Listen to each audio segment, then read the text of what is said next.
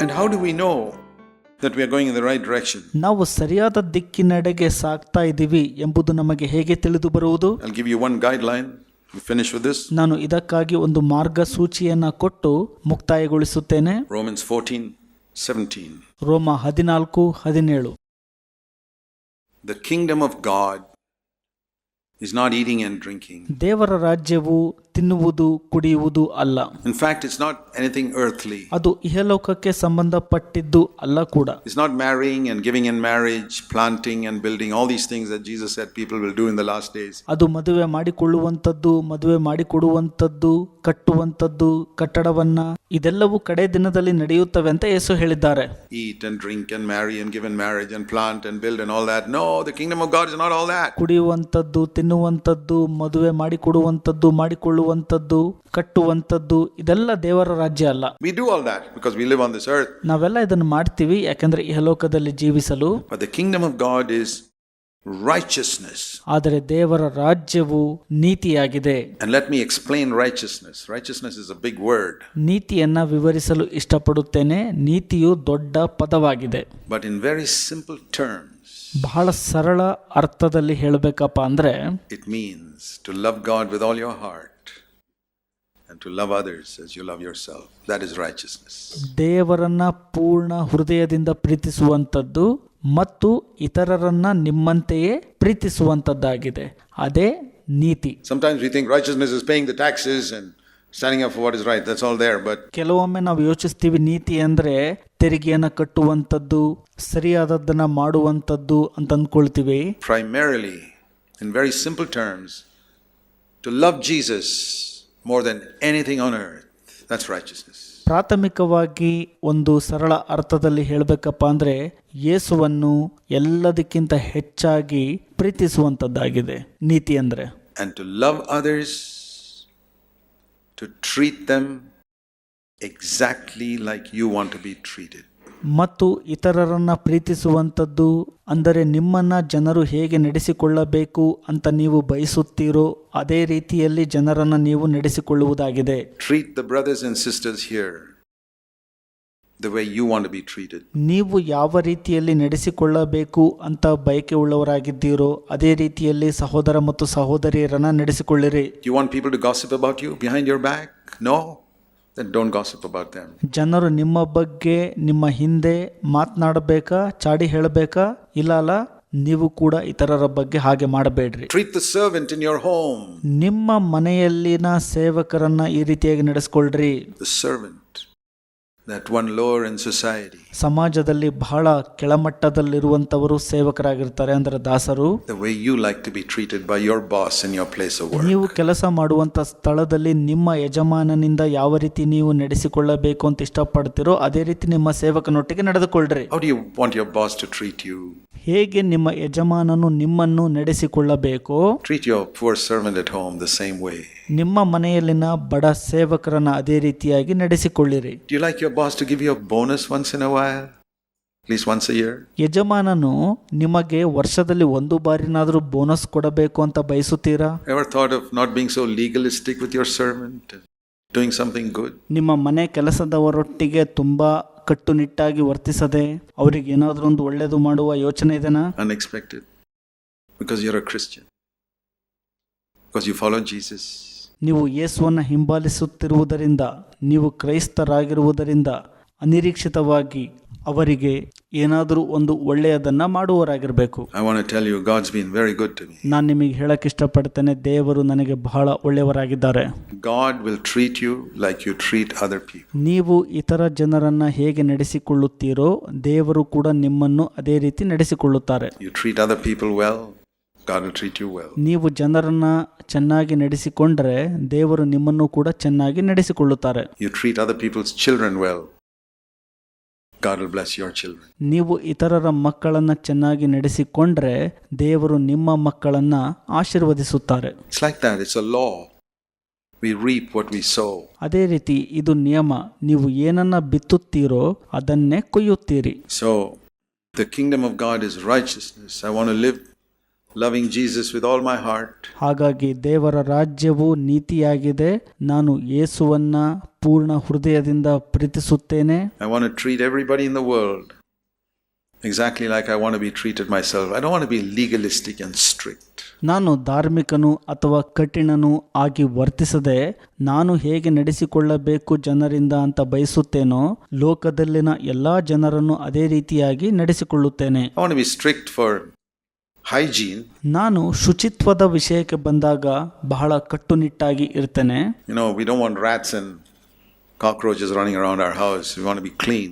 Same way spiritually, I want to be clean. ನಮ್ಮ ಮನೆಯಲ್ಲಿ ಜಿರಳೆಗಳು ಇಲಿಗಳು ಓಡಾಡದಂತೆ ಹೇಗೆ ಶುಚಿಯನ್ನು ಕಾಪಾಡಿಕೊಳ್ಳುತ್ತೇನಲ್ಲ, ಆತ್ಮಿಕವಾಗಿ ಕೂಡ ನಾನು ಅದೇ ರೀತಿ ಶುಚಿತ್ವವನ್ನು ಕಾಪಾಡಿಕೊಳ್ಳಬೇಕು. But not legalistic. ನಾನು ಒಂದು ರೀತಿಯಲ್ಲಿ ಕಾನೂನುಬದ್ಧವಾಗಿ ಅಥವಾ ಕಟ್ಟುನಿಟ್ಟಾಗಿ ಇರಬಾರದು. I want to be good. ನಾನು ಒಳ್ಳೆಯವನಾಗಿರಬೇಕು. It's easy to fellowship with a good man. It's very difficult to fellowship with a legalistic man who goes exactly according to the rules. ಯಾವಾಗಲೂ ಕಾನೂನಿನ ಪ್ರಕಾರ ಕಟ್ಟುನಿಟ್ಟಾಗಿ ಇರುವವನೊಟ್ಟಿಗೆ ಅನ್ಯೂನತೆ ಮಾಡುವುದಕ್ಕಿಂತ ಒಳ್ಳೆಯವರೊಟ್ಟಿಗೆ ಅನ್ಯೂನತೆ ಮಾಡುವಂಥದ್ದು ಬಹಳ ಸುಲಭವಾಗಿರುತ್ತದೆ. We follow the rules, but with goodness. ನಾವು ನಮ್ಮ ಒಳ್ಳೆಯತನದಿಂದ ನಿಯಮವನ್ನು ಹಿಂಬಾಲಿಸುವವರಾಗಿರಬೇಕು. And how do I know that I'm going the right way? That I'm not fooling myself? ನಾನು ಮೂರ್ಖನಾಗದೆ ಸರಿಯಾದ ದಿಕ್ಕಿನಲ್ಲಿ ಸಾಗುತ್ತಿದ್ದೇನೆ ಎಂಬುದು ನನಗೆ ಹೇಗೆ ತಿಳಿದು ಬರಬೇಕು? It says here, by peace and joy in the Holy Spirit. That's our assurance. ಇಲ್ಲಿ ಹೇಳುತ್ತೆ ಸಮಾಧಾನವು ಪವಿತ್ರಾತ್ಮನಲ್ಲಿರುವ ಆನಂದವು ಅಂತ. I can say I love Jesus with all my heart. Really? ನಾನು ಹೇಳಬಹುದು ಯೇಸು ಕ್ರಿಸ್ತನನ್ನ ಪೂರ್ಣ ಹೃದಯದಿಂದ ಪ್ರೀತಿಸ್ತಿದ್ದೀನಿ ಅಂತ. ನಿಜವಾಗ್ಲೂನಾ? You can say I treat everybody like I want to be treated. But if it is true, ನಾನು ಹೇಗೆ ನಡೆಸಿಕೊಳ್ಳಬೇಕು ಅಂತ ಬಯಸುತ್ತೇನೋ ಎಲ್ಲರನ್ನೂ ಅದೇ ರೀತಿ ನಡೆಸಿಕೊಳ್ಳುತ್ತೇನೆ ಅಂತ ಹೇಳುವಾಗ ಅದು ನಿಮ್ಮಲ್ಲಿ ನಿಜವಾದಲ್ಲಿ, if it is true, ಇದು ನಿಮ್ಮಲ್ಲಿ ನಿಜವಾದಲ್ಲಿ, you will always have joy in your heart. ನಿಮ್ಮ ಹೃದಯದಲ್ಲಿ ಯಾವಾಗಲೂ ಸಂತೋಷ ಇರುತ್ತೆ. And you'll always have peace in your heart. ಯಾವಾಗಲೂ ನಿಮ್ಮ ಹೃದಯದಲ್ಲಿ ಆಗ ಸಮಾಧಾನವು ನೆಲೆಸಿರುತ್ತದೆ. You'll not be tense and anxious and worried and complaining. Then you're not following righteousness. ನೀವು ತುಂಬ ಒತ್ತಡಕ್ಕೊಳಗಾಗಿ ಚಿಂತೆಯಿಂದ ಕೂಡಿ ಯಾವಾಗಲೂ ದೂರುತ್ತಿದ್ರೆ ನೀವು ಇನ್ನೂ ನೀತಿಯನ್ನ ಹಿಂಬಾಲಿಸುತ್ತಿಲ್ಲ ಎಂದು ಅರ್ಥ. The righteousness from the Holy Spirit always brings peace and joy. ಪವಿತ್ರಾತ್ಮನಲ್ಲಿನ ನೀತಿಯು ಯಾವಾಗಲೂ ಸಮಾಧಾನವನ್ನ ಮತ್ತು ಆನಂದವನ್ನ ನನಗೆ ತರುತ್ತದೆ. In the Old Testament they had just righteousness. ಹಳೆ ಒಡಂಬಡಿಕೆಯಲ್ಲಿ ಕೇವಲ ನೀತಿಯನ್ನ ಹೊಂದಿದ್ರು. The word righteousness comes many times in the Old Testament. ನೀತಿಯು ಎಂಬ ಪದವು ಅನೇಕ ಬಾರಿ ಹಳೆ ಒಡಂಬಡಿಕೆಯಲ್ಲಿ ಬರುತ್ತದೆ. But it was never coupled with peace and joy in the Holy Spirit. ಆದರೆ ಅದು ಸಮಾಧಾನ ಮತ್ತು ಪವಿತ್ರಾತ್ಮನಲ್ಲಿನ ಆನಂದದೊಟ್ಟಿಗೆ ಸೇರಿಲ್ಲ. This is the wonderful thing about new covenant righteousness. ಹೊಸ ಒಡಂಬಡಿಕೆಯ ನೀತಿಯ ಕುರಿತಾಗಿ ಇದೊಂದು ಅದ್ಭುತವಾದಂತ ಸತ್ಯ. The kingdom of God, that which John the Baptist prepared the way for Jesus to bring, which we experience today. ಸ್ನಾನಿಕನಾದ ಯೋಹಾನನು ಯೇಸುವಿಗಾಗಿ ಮಾರ್ಗವನ್ನ ಸಿದ್ಧಪಡಿಸಿ ತಂದಂತ ದೇವರ ರಾಜ್ಯವನ್ನ ಇಂದು ನಾವು ಅನುಭವಿಸುತ್ತಿದ್ದೇವೆ. Is loving Jesus with all our heart, treating others the way I want to be treated myself. ಯೇಸುವನ್ನ ಪೂರ್ಣ ಹೃದಯದಿಂದ ಪ್ರೀತಿಸುವಂತದ್ದು, ಇತರರನ್ನ ನನ್ನಂತೆಯೇ ನಡೆಸಿಕೊಳ್ಳುವಂತದ್ದು. And the proof of it is I have 24 hours peace in my heart. ಇದರ ರುಜುವಾತೇನಪ್ಪ ಅಂದರೆ ದಿನದ 24 ಗಂಟೆ ನನ್ನ ಹೃದಯದಲ್ಲಿ ಸಮಾಧಾನವು ನೆಲೆಸಿರುತ್ತದೆ. No conscience bothering me about this, that or the other when I go to bed at night. ನಾನು ಹಾಸಿಗೆಗೆ ರಾತ್ರಿ ಹೋಗುವಾಗ ಮನಸ್ಸಾಕ್ಷಿಯು ನನಗೆ ಅದರ ಬಗ್ಗೆ ಇದರ ಬಗ್ಗೆ ತೊಂದರೆ ಕೊಡುವುದಿಲ್ಲ. Always joy like a spring bubbling up, not just when I sing songs about joy, but all the time. ಯಾವಾಗಲೂ ನನ್ನ ಹೃದಯದಲ್ಲಿ ಸಂತೋಷವು ನೆಲೆಯೂರಿರುತ್ತದೆ.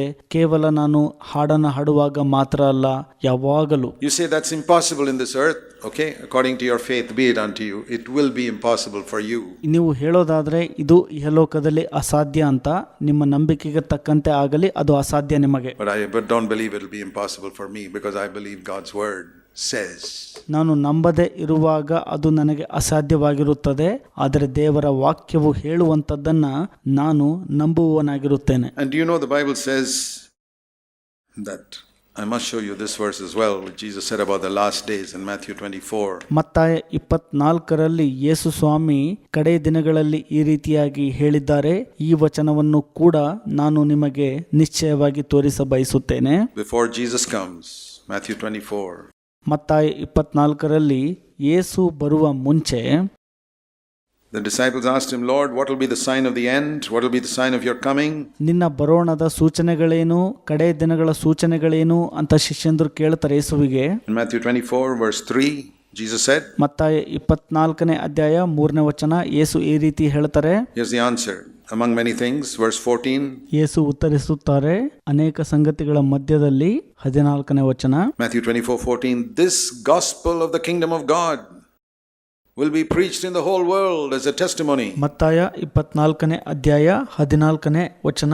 ಪರಲೋಕ ರಾಜ್ಯದ ಈ ಸುವಾರ್ತೆಯು ಲೋಕದಲ್ಲೆಲ್ಲ ಎಲ್ಲಾ ಜನಾಂಗಗಳಿಗೆ ಸಾಕ್ಷಿಗಾಗಿ ಸಾರಲ್ಪಡುವುದು. And then the end will come. ತರುವಾಯ ಅಂತ್ಯ ಬರುವುದು. I believe God has raised up CFC among other churches. ನಾನು ನಂಬುತ್ತೇನೆ ದೇವರು ಇತರ ಸಭೆಗಳೊಂದಿಗೆ CFC ಸಭೆಯನ್ನು ಸಹ ಎಬ್ಬಿಸಿರುವುದು, ಏಕೆಂದರೆ to preach this gospel of the kingdom of righteousness. ಈ ಒಂದು ದೇವರ ರಾಜ್ಯದ ನೀತಿಯ ಸುವಾರ್ತೆಯನ್ನ ಸಾರುವುದಕ್ಕಾಗಿ, not of money making and health, but of righteousness, of loving Jesus with all our heart.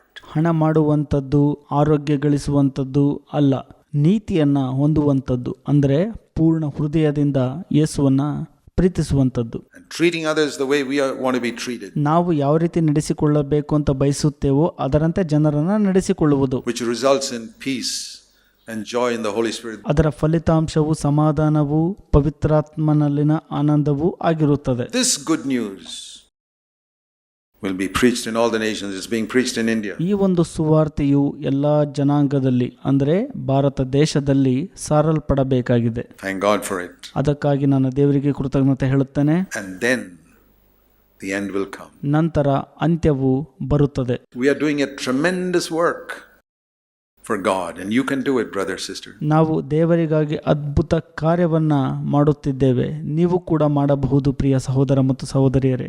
If you can't preach yourself, you can give somebody a book that you can pick up from the bookstall. ನೀವು ಬೋಧನೆ ಮಾಡ್ಲಿಕ್ಕಾಗ್ಲಿಲ್ಲ ಅಂದ್ರೆ ಆ ಒಂದು ಪುಸ್ತಕ ಮಳಿಗೆಯಿಂದ ಪುಸ್ತಕವನ್ನ ತೆಗೆದುಕೊಂಡು ಇತರರಿಗೆ ಕೊಡಬಹುದಾಗಿದೆ. Or a CD or a DVD, or direct him to one of our CFC videos. CD ಅಥವಾ DVDಯನ್ನು ಕೊಡುವಂಥದ್ದು, ಅಥವಾ ಅವರನ್ನ CFCಯ ವಿಡಿಯೋಗಳನ್ನು ನೋಡುವಂತೆ ನಡೆಸುವುದಾಗಿದೆ. There are many ways in which we can spread the kingdom of God if we use our mind a little bit. Like businessmen think, how can I open another store somewhere? ನಾವು ಸ್ವಲ್ಪ ಬುದ್ಧಿಯನ್ನು ಉಪಯೋಗಿಸಿದರೆ ದೇವರ ರಾಜ್ಯವನ್ನ ಸಾರಲು ಅನೇಕ ಮಾರ್ಗಗಳಿವೆ. ಅದು ವ್ಯಾಪಾರಸ್ಥನು ಇನ್ನೊಂದು ಕಡೆ ಮತ್ತೊಂದು ಅಂಗಡಿಯನ್ನು ಹೇಗೆ ಸ್ಥಾಪಿಸುವುದು ಎಂಬುದನ್ನು ಯೋಚಿಸುವ ಪ್ರಕಾರ. How can I spread this? There are ways in which I can. Here's a good friend of mine. I'm a bit embarrassed to talk to him, but I can give him a book. ನಾನು ಇದನ್ನು ಹೇಗೆ ಸಾರಬಹುದು? ನನಗೆ ಒಳ್ಳೆಯ ಸ್ನೇಹಿತನಿದ್ದಾನೆ, ನನಗೆ ಮುಜುಗರ ಆತನ ಹತ್ರ ಇದರ ಬಗ್ಗೆ ಮಾತನಾಡಲು ಅಂದಾಗ ಆತನಿಗೆ ಒಂದು ಒಳ್ಳೆಯ ಪುಸ್ತಕವನ್ನು ಕೊಡಬಹುದು. I can give him a CD, a DVD.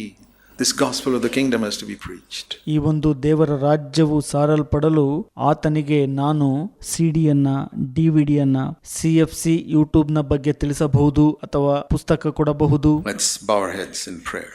ನಾವು ನಮ್ಮ ತಲೆಯನ್ನು ಬೊಗ್ಗಿಸಿ ಪ್ರಾರ್ಥನೆ ಮಾಡುವವರಾಗಿರೋಣ. Please think about what we have heard, dear brothers and sisters. ಪ್ರಿಯ ಸಹೋದರ ಮತ್ತು ಸಹೋದರಿ, ಏನು ಕೇಳಿಸ್ಕೊಂಡ್ವಲ್ಲ ಅದರ ಬಗ್ಗೆ ಸ್ವಲ್ಪ ಯೋಚಿಸ್ರಿ. And ಮತ್ತು think particularly about any specific area that God spoke to you today. ಪ್ರತ್ಯೇಕವಾಗಿ ಯಾವುದಾದರೂ ಒಂದು ಪ್ರತ್ಯೇಕ ಕ್ಷೇತ್ರದ ಕುರಿತಾಗಿ ದೇವರು ನಿಮ್ಮೊಟ್ಟಿಗೆ ಮಾತನಾಡಿದರೆ ಅದರ ಕುರಿತಾಗಿ ಸ್ವಲ್ಪ ಯೋಚನೆ ಮಾಡಿರಿ. Maybe one particular thing. ಒಂದು ಪ್ರತ್ಯೇಕ ಸಂಗತಿ ಇರಬಹುದು. Say, Lord, ಹೇಳ್ರಿ, ಕರ್ತರೇ, I want to obey you there. ನಾನು ಅದಕ್ಕೆ ವಿಧೇಯನಾಗಬೇಕು. And I believe that you'll give me the power to obey you. ನಾನು ನಂಬುತ್ತೇನೆ ಅದಕ್ಕೆ ವಿಧೇಯನಾಗಲು ನೀವು ನನಗೆ ಬಲವನ್ನು ಕೊಡ್ತೀರಿ ಎಂದು ಹೇಳುವರಾಗಿರಬೇಕು. According to your faith be it unto you. ನಿಮ್ಮ ನಂಬಿಕೆಗೆ ಅನುಗುಣವಾಗಿ ಅದು ನೆರವೇರಲಿ. Heavenly Father, ಪರಲೋಕದ ತಂದೆಯೇ, make these truths real for every single one of us. ನಮಗೆಲ್ಲರಿಗೂ ಕೂಡ ಈ ಒಂದು ಸತ್ಯವು ನಿಜವಾಗಬೇಕು ಸ್ವಾಮಿ. Time is near, your coming is near. ಸಮಯವು ಹತ್ತಿರವಾಗಿದೆ, ನಿನ್ನ ಬರೋಣವು ಹತ್ತಿರವಾಗಿದೆ. We want to live for the things of eternity. ನಿತ್ಯತ್ವದ ಸಂಗತಿಗಳಿಗಾಗಿ ನಾವು ಜೀವಿಸಬೇಕು ಸ್ವಾಮಿ. Help us in Jesus' name. Amen. ಸಹಾಯ ಮಾಡಿರಿ, ಯೇಸುವಿನ ಹೆಸರಿನಲ್ಲಿ ಬೇಡಿ ಹೊಂದಿದ್ದೇವೆ ತಂದೆ, ಆಮೆನ್.